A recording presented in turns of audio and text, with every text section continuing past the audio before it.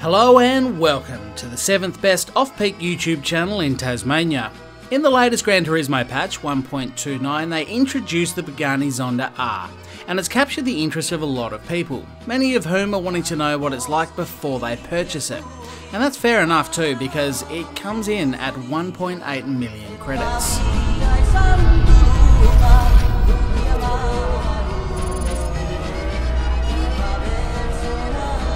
Now, let's do this properly and take a look at the car itself.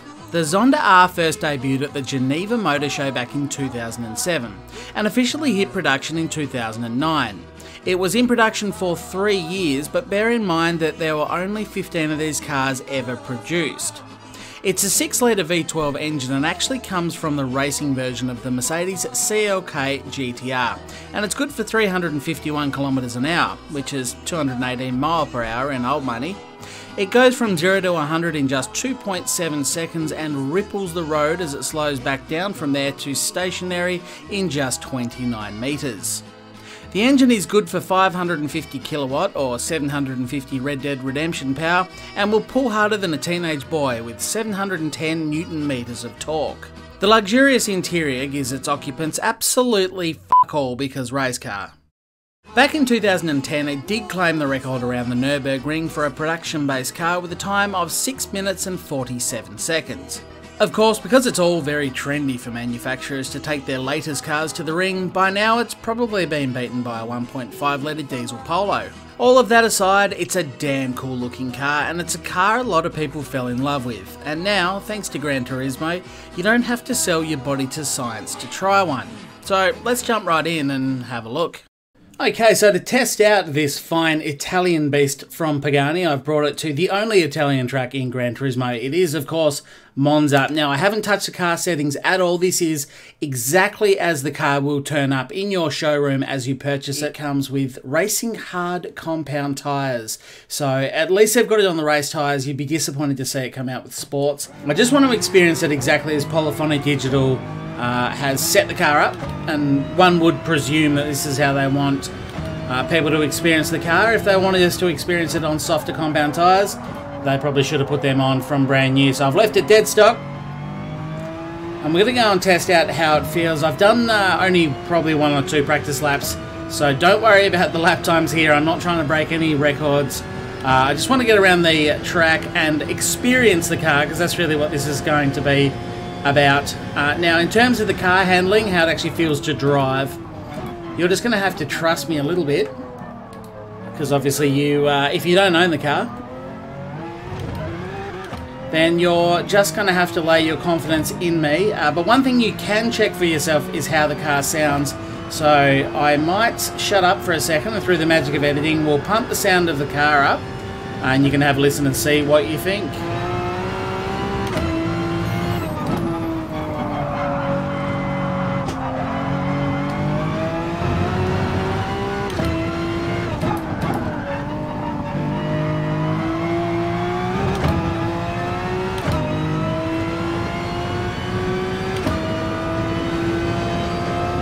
It's not too bad. If you've ever seen any videos or heard the car, then I think you'll probably agree that, as I run massively wide here, don't mind me,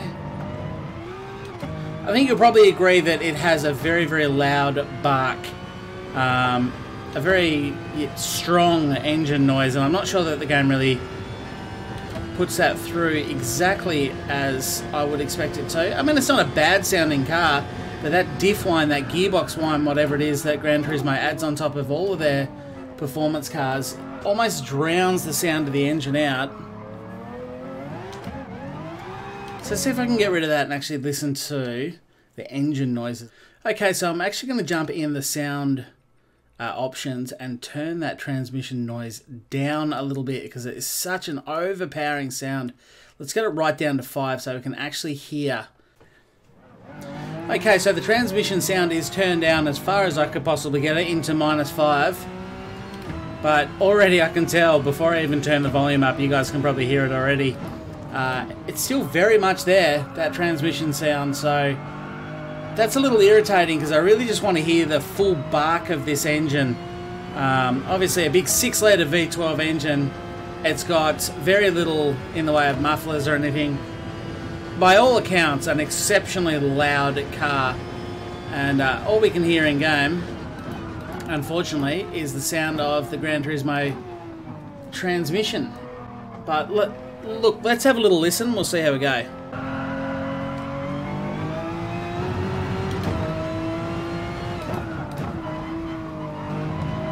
Honestly, it's still there, isn't it? I think on downshifts, as I brake and slow down, you could probably hear it less, I suppose. It kind of cuts out at certain points, but whilst you're hard accelerating, that whistle is really what I'm listening to. So here we go. I'll have a listen from behind the car. I cannot drive steering wheel from behind the car, but let's give this a crack and see if it actually sounds any better than from on board.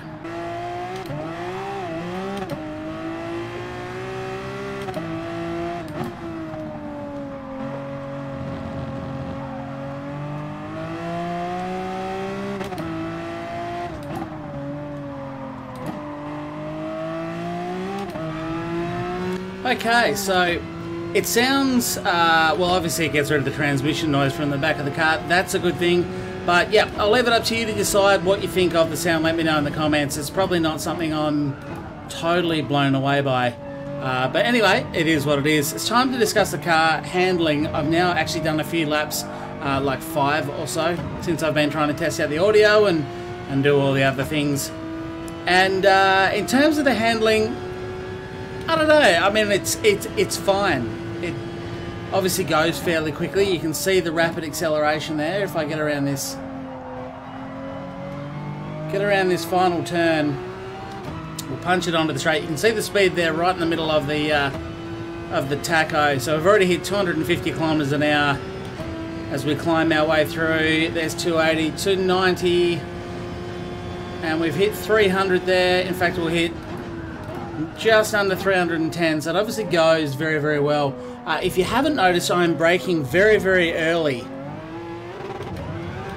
So it probably doesn't stop as quick as I thought it would have done. The brakes certainly don't match the acceleration. But yeah, it's on the hard compound tyres at least, it's nothing outstanding. Like, it's not bad.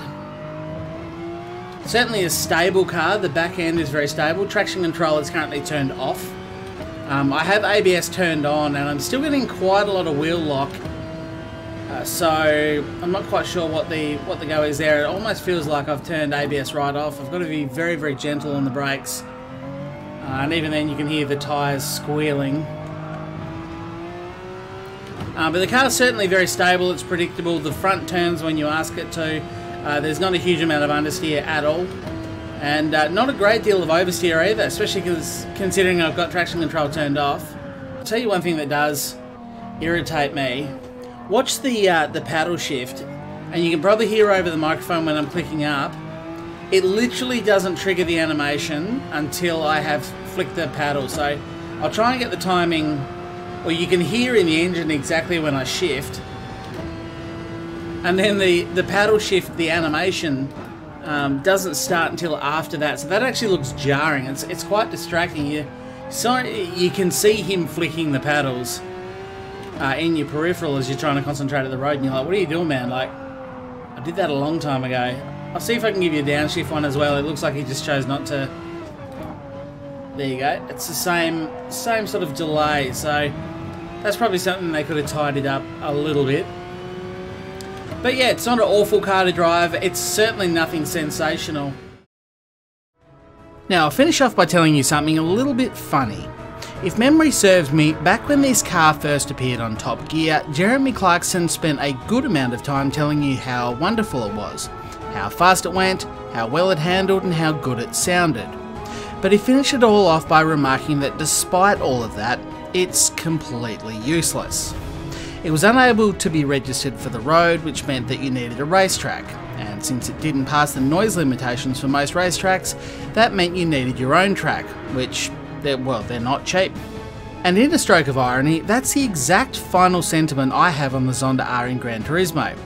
You see, it's in the GRX category, which is just a dumping ground for a huge range of cars that have no business being in the same class.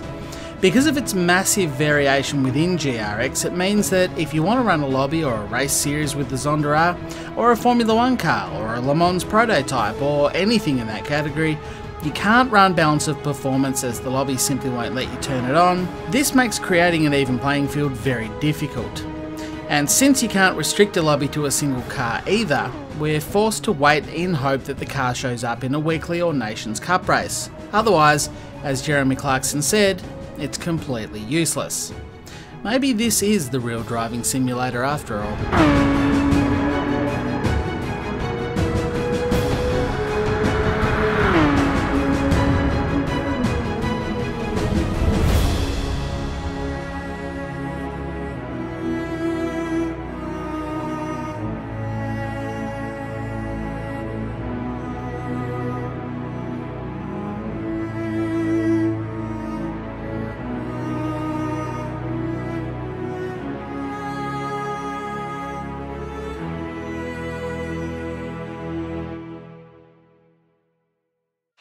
Thank you all very much for watching and supporting my channel, and a special thank you to those that have thrown a few dollary dues at me in the form of donations. I mention all the time that the money I do receive goes directly back into the channel, and this is one such example.